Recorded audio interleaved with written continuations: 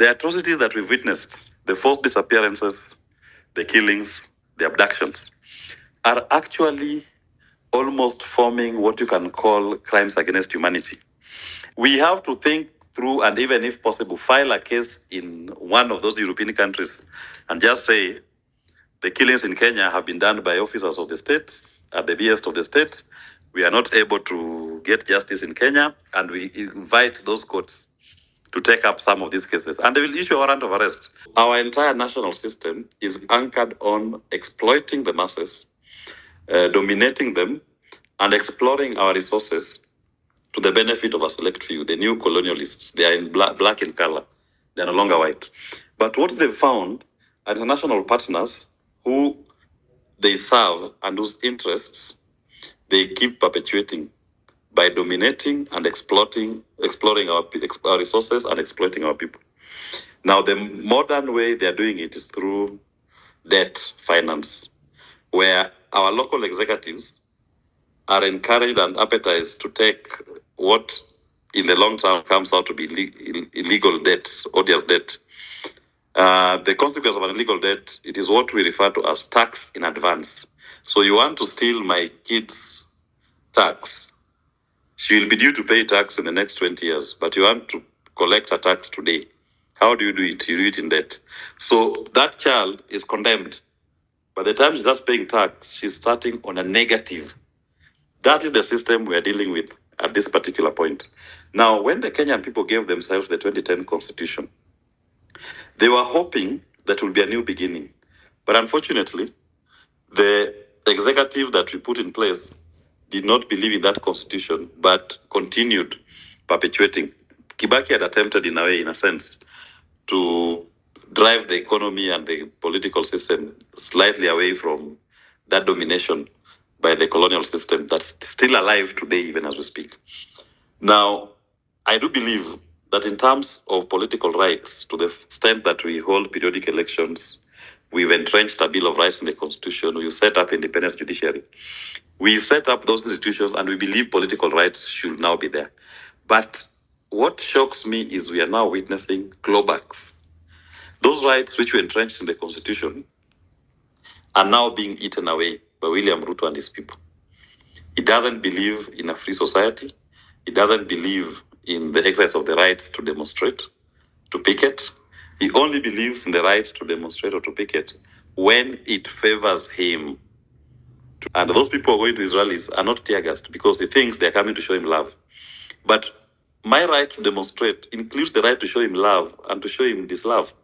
So if you don't like an administration and its policies, we must all exercise that right to show that we are dissatisfied and we don't agree with the way in which he's conducting himself. But you see the response from the state is very archaic, it's brutal, it's harsh. We have so many Kenyans who are still missing. They've been abducted. Many have been killed. Some have been disappeared. We do not know where they are. I'm right now following up on the case of Bob Njagi and the Longton brothers, who were abducted right after appearing at Kamukunji police station where Jimi Wanjigi was being held overnight. I was with Bob doing a presser, and the next thing I'm told Bob had been abducted on his way home from Kamukunji police. And we've followed up to date. No trace of Bob or the Longton brothers. We've done a habeas corpus through LSK. LSK has gotten an order for them to be produced. Until today, there's no statement coming from the state. And there are many other Kenyans who've been so disappeared. Do we pursue economic liberation or do we pursue political rights? My position is this. The reason why this system has survived is because we've never made our politics about the economy. We've always revolved our politics around personalities, individuals, tribes. But I thank this movement and our young people who on the 25th of June, in my view, drastically changed the politics of this nation. We need to sell to our people that we're in a new world order, a new Kenya. And the fight back that we are seeing from William Ruto and his people is expected. They are the dying order, and you'll expect them to try to do everything possible to undermine this new republic that is being given birth to. I do believe that Kenya is now being born. Kenya is tribeless. Kenya is partyless. Kenya is about the best interest of the Kenyan. That is why you're seeing the old political system. When you see even to join William Ruto's government, I mean, because they're the same political class. At one point, if you look back, all of them belonged to one political party or campaigning for the same political cause. There was no common manifesto or common ideology that you can say, I mean, that they differed on. All of them believe in politics of domination. I'm the boss, I'm the big man, the masses are our servants. We will always show them the way. But what the street protests and revolution has shown us is that that system is gone. And with Baba also leaving to pursue international ambitions, we hope that absence will contribute largely who do not have the understanding of how this system has been working. So my take is this. We have to up on the economic message. Let us create a new political ideology that is about us versus them. And we define the us to be, we are those who believe in a new country that has an economy that works for all Kenyans. So that anybody who will aspire to get to public office, they should not be aspiring to get to public office for self-enrichment. They should be aspiring to get to serve public office, to serve the people and to empower them, to make the people little kings. Today, it is more lucrative for someone to leave a thriving private practice or business to join government because they think government has more money than doing business. We have to make it clear that it is more lucrative to do business legitimately than to serve in government. Going to government should be about serving the people. So my take is if we define this new era and we entrench that the ideology for those who believe in a new Kenya is about the economic emancipation and liberation of the Kenyan. Then we segment the current political class, the traditional political class, segment them to stay on that other end. We can define who they are. There are people who are for status quo. There are people who represent the continued domination, exploration, and exploitation of the people of Kenya. There are people who thrive in the old politics. Once that divide is drawn, you will find that naturally more and more Kenyans will join the side that wants the common good of all of us. We will neuter them because if you are campaigning on economic message, if the Kenyan people have said we want economic emancipation, we want economic freedom, what will be their rhetoric? Their rhetoric, even if they try, they're already in office anyway. You are able to analyze and see the kind of politics and governance they're superintending over. It is one of economic pain. So if we turn this movement to be about the economy, it's about the betterment of the Kenyan people through economic liberation, economic emancipation of our people. Then we will make significant progress so that when the time for political liberation finally comes, because we must still, as a movement, we cannot shy away from proposing people and pushing people who believe in the cause and the ideology to take over the administration and to serve, but with a blueprint developed and designed by the people. So it becomes a governance about the people and for the people on economic emancipation and liberation. If we do that, any campaign will be very easy. They will not have any sound bites. They will not have any material to go to the people. And ultimately, one thing that this movement should never lose focus on, whichever system we will come up with, we should never lose the voice of the people. A country like Switzerland, they do almost over 200 referendum in a year on the mundane of issues. There is one referendum in particular that has always drawn my attention, the referendum on expanding the airport. And every time that referendum is brought, the people have always shut it down because they're saying, don't touch our airport. We'll want it that way, reduce the traffic. We don't want to expand the airport that's going to interfere with the aesthetics and the environment of the locality. Now, that is a country where leadership draws its guidance from the people. That is what we want to create, a new society that empowers the people's voices. That when you want to make any major policy decision, it should be, if it is initiated by the executive, but it should be people driven and the people's input ultimately decides how that police intervention is going to be carried out. My view is that for Gen Zote, one thing that we have to do, number one, within the movement itself, we must be very careful and avoid instances of engaging in infighting, pointing fingers.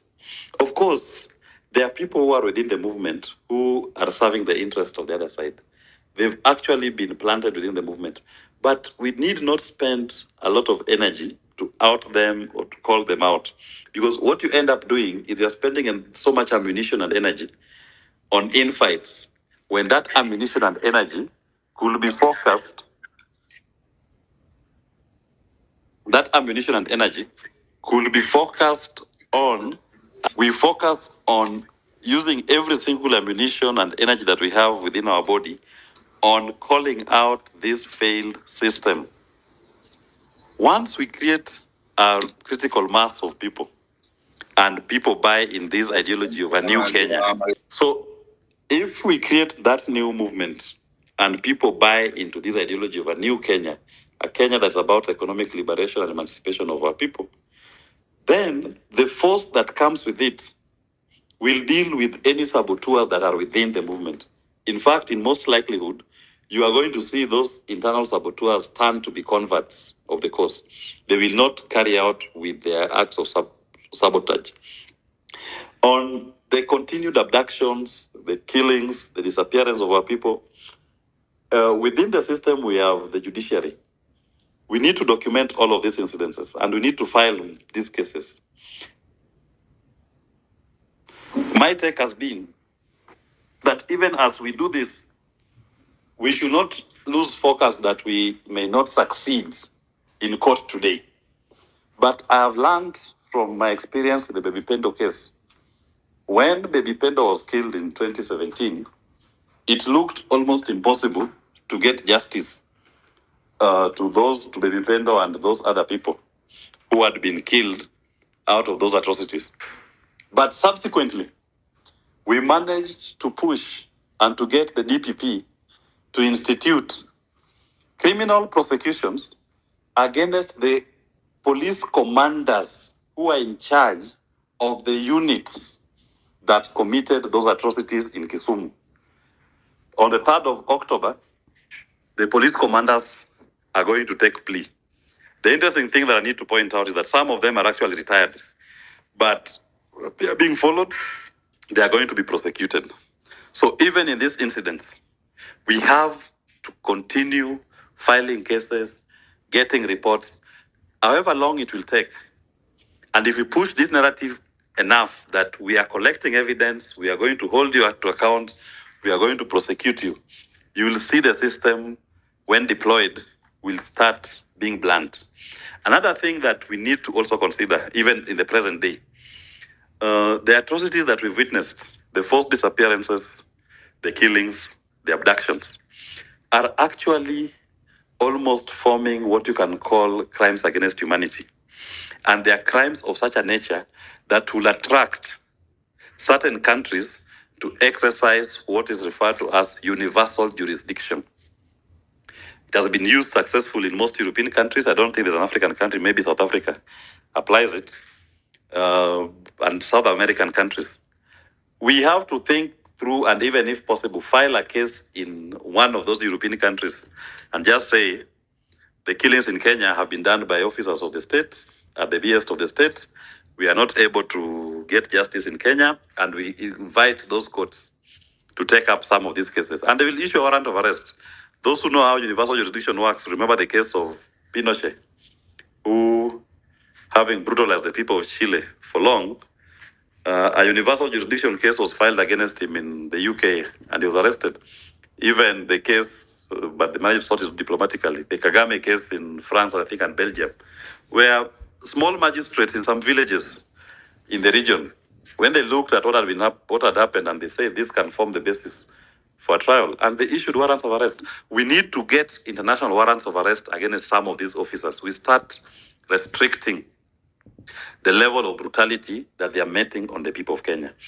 So let us continue, those of us in the legal space, let us continue exploring ways in which we can get accountability, even today, with the system as it is, but also externally with those countries that have developed jurisprudence to allow for the exercise of universal jurisdiction.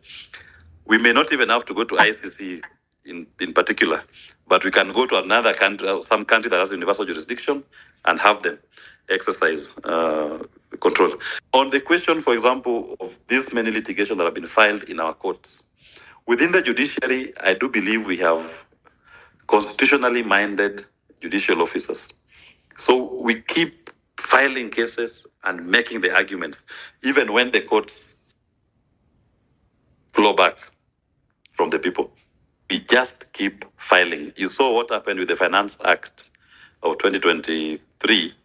The High Court and the Court of Appeal Act, the Court of Appeal nullified the entire act. Now the matter is in the Supreme Court. Can we get sufficient public interest on that case so that we push the Supreme Court that where we've had two courts of a higher jurisdiction determine a matter on the legal question, the Supreme Court also should not bow down to political pressure and make a determination that is going to be injurious to the people of Kenya. So people must engage. We need to turn these public interest cases to be about the people and mobilize people to participate in them when they come up for hearing. Thank you.